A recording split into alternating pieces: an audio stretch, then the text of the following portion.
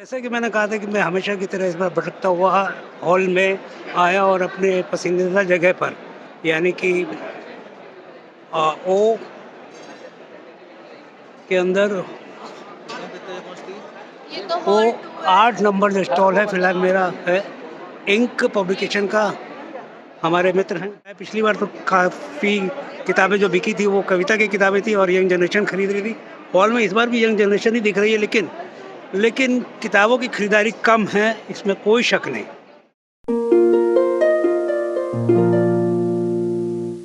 मेरी नज़र में खरीदारी इस बार भी कम है और जो खरीदार कम है वो भी ज़्यादातर युवा हैं। जी जी जी। और वो कहानी पिछले साल ही नहीं युवाओं के बीच में ज़्यादातर कविता लोकप्रिय थी। जी जी। शायद फेसबुक स्टेटस बनाने के लिए, व्हाट्सएप स्टेटस के लिए वो कविता खरीद रहे हूँ, क्योंकि पढ़ने का शौक फिलहाल कविता का अचानक बच्चों में बढ़ गया, ये समझ से परे था। जी जी।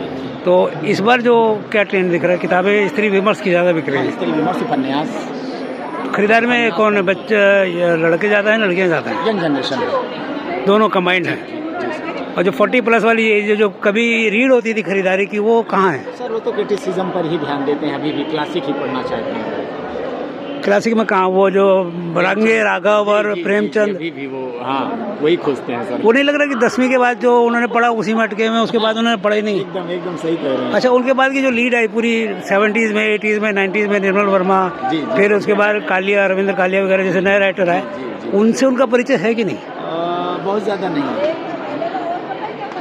बहुत ज़्यादा नहीं। तो अभी आपको क्या लग रहा है कि कौन सा नया लोग हैं? अभी भी सर जिस जनरेशन की आप बात कर रहे हैं वो अभी भी गबन गोदान ही मानती है।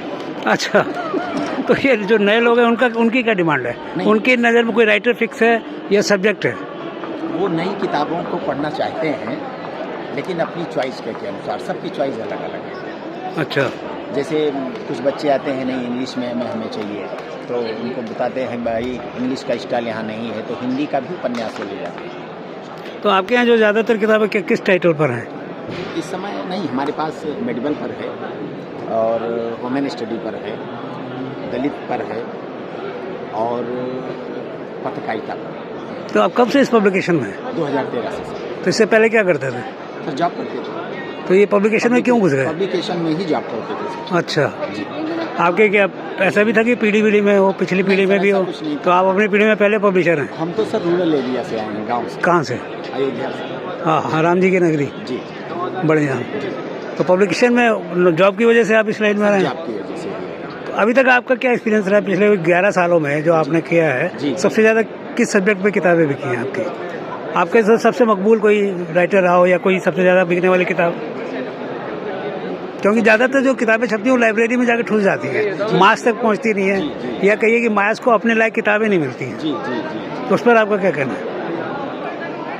नहीं, ऐसा नहीं है कि वो तो किताबें चलती हैं, लेकिन न्यू जनरेशन की भी किताबें, चाहे कविता हो, चाहे कहानी हो, चाहे उपन्यास हो, वो भी अभी बिक रही है। लेकिन ये कहना मुश्किल है थोड़ा सा कि कौन सी ज़्यादा बिक रही है, क्योंकि लगभग रेशियो किताबों का 50% पब्लिकेशन का एक ही है। तो आपके यहाँ सेल्फ पब्लिकेशन भी होती है? जैसे कोई नया राइटर खुद अपने पैसों से छपाता है तो आप लोग छापते होंगे किताबें, या सिर्फ अपने पैसे लगा के बाद में सेल करते हैं? नहीं सर, ऐसा हम लोग नहीं करते हैं। देखिए हम क्या करते हैं कि मान लीजिए नया है और किताब थोड़ी सी कमज़ोर है और उस पर प्रेशर है कि नहीं भाई किताब पब्लिश किया जाए, तो मैं ईमानदारी से बोल रहा हूँ, कुछ प्रतियाँ उसको बोलते हैं कि आप परचेज कर लें। तो सेल्फ पब्लिकेशन का दौर जो अमेरिका इंग्लैंड में था वो भारत में पूरा पकड़ चुका है। कई नए पब्लिकेशन में नाम तो नहीं लूँगा, लेकिन वो एस्टेब्लिश इसी दम पर हो गए हैं। वेबसाइट भी लिखा, फिर उन्होंने राइटरों से पैसे लेके उनकी किताबें छापी और अच्छी, कुछ लोगों की अच्छी किताबें बिकी भी। जी जी, ऐसा है। तो ये आपने इस धारा को क्यों नहीं पकड़ा? नहीं सर, वो उसमें सर नहीं। कारण? वो पता नहीं क्यों उसमें मन नहीं करता है इस तरीके का काम करने का। तो क्या उम्मीद लेके आए हैं इस बार की बिक्री अच्छी होगी? जी जी जी। या कोई नया सब्जेक्ट जो बाकी रह गया आपकी तरफ से कि आना चाहिए आपको क्या लगता है? या कोई ऐसी डिमांड जो आपके पास नहीं हो, जो कुछ लोगों को होता है ना कि ये सब्जेक्ट नहीं है आपके पास, आपको लगता है कि नहीं जाएंगे तो दोबारा छापेंगे, इस सब्जेक्ट पे जोड़ देंगे? नहीं, जो अक्सर बच्चे आते हैं हिंदी पाठक के, वो चाहते हैं कि जो विदेशी किताबें हैं, अच्छी किताबें इंग्लिश में हैं, उसका हिंदी अनुवाद होना चाहिए। वो कहते हैं हम सुन लेते हैं, लेकिन ये काम इतना आसान नहीं है कि हम उस नई चीज़ को अडॉप्ट करें। क्यों? वो बहुत खर्चीला काम है, और खर्चीले के साथ साथ जो ट्रांसलेशन का काम है वो हमें नहीं लगता कि इतना बहुत ईजी है। तो आपको क्या लगता है कि जो अनुवाद वाली किताबें वो कम बिकती हैं? नहीं, कम बिकती हैं ऐसा नहीं है, लेकिन अनुवाद अच्छा। मेरे पास एक किताब आई हिस्ट्री की, वो हिंदी से इंग्लिश ट्रांसलेशन होके आई। इसको तिवारी जी आप पब्लिश करिए, तो हमने कहा लाइए थोड़ा सा देख लेता हूँ। पन्ना पलटा मैंने, तो एक जगह हिंदी में लिखा था कि जापान को उठता हुआ सूरज कहा जाता है। ट्रांसलेटर महोदय लिखे हुए थे Japan is a street light. ऐसी किताब कैसे? तो इसका ट्रांसलेशन इस तरह होना चाहिए, भावार्थ के तौर पे होना चाहिए, अक्षरश नहीं होना चाहिए। तो ज़्यादातर अनुवाद में मुझे लगता है ये कमी देखी जाती है। अभी सर अनुवाद की एक किताब और आई, उनका नाम नहीं लूँगा, वो एक बड़ी यूनिवर्सिटी में जो है ट्रांसलेटर डिपार्टमेंट में ही है, और उनकी किताब आई, उसमें एक लाइन थी इंग्लिश में। वो किताब मराठी से हिंदी उन्होंने अनुवाद किया। तो मराठी तो खैर हमें नहीं आती है, लेकिन जो उन्होंने लाइन लिखी उसका इंग्लिश हमें याद है।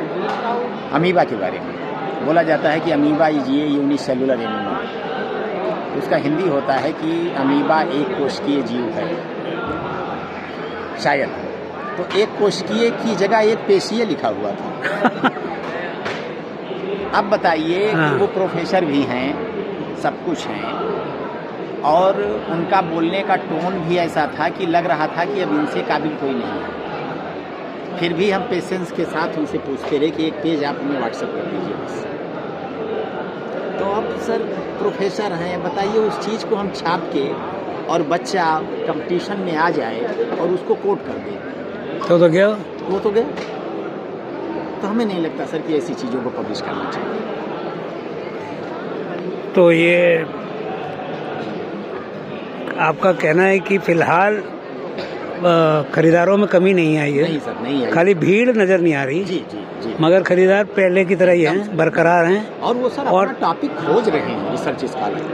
अच्छा नहीं, हम लोग पूछते हैं उपन्यासों की। अच्छा, उपन्यास जो कहानी है, उपन्यास और कहानी बच्चों में चल रही है क्या? चल रही है सर, चल रही है। 5-5 उपन्यास अभी हम आपको बिल दिखा सकते हैं, एक साथ 5-5 उपन्यास ले गए हैं बच्चे। अभी कौन सा उपन्यास आपका बिका?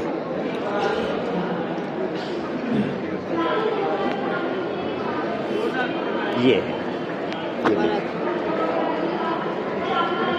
मानवीय संबंधों पर आधारित एक मर्मस्पर्शी उपन्यास। तो ये आप देख रहे हैं मानवीय संबंधों पर आधारित जी जी एक मर्मस्पर्शी उपन्यास है। परख इंदु हैं, ये लेखिका हैं कि लेखक हैं? जी, लेखिका है। इंदु लेखिका हैं, क्योंकि नाम आदमियों का भी होता है इसीलिए। नोएडा से है। अच्छा, नोएडा से। हाँ, ये भी उपन्यास खूब बिक रहा है सर। दूसरा उपन्यास है रिवाजों की बिसात, ये भी इंदु की ही है। 3 तलाक पर आधारित ये किताब है। अच्छा, इसकी भी बिक्री बढ़िया हो रही है। और सर ये भी है, ये आप रजनी सिंह दरख्ते खंबे क्या मानेंगे? संबंधों के ऊपर आधारित है? हाँ, पारिवारिक संबंधों पे। पारिवारिक संबंधों पर। अच्छा, दरख्ते खंबे पे मेरे को एक याद आ गई, वो बहुत पुरानी किताब और थी ना, 55 खंबे करके कुछ। जी जी, उनकी है, उषा प्रियंवदा। हाँ, उषा प्रियंवदा की। जी जी, वो भी हैं? नहीं, शायद नहीं है, विदेश में वो रहती थी। वो 1950-60 की किताब है ना वो? हाँ। अभी भी बिकती है लेकिन। जी जी। उनका रिसर्च हुआ है, मैंने उनका रिसर्च छापा है। क्या, कहाँ पर है? उषा प्रियंवदा किया आई है कि नहीं, दिखाना सर को जरा।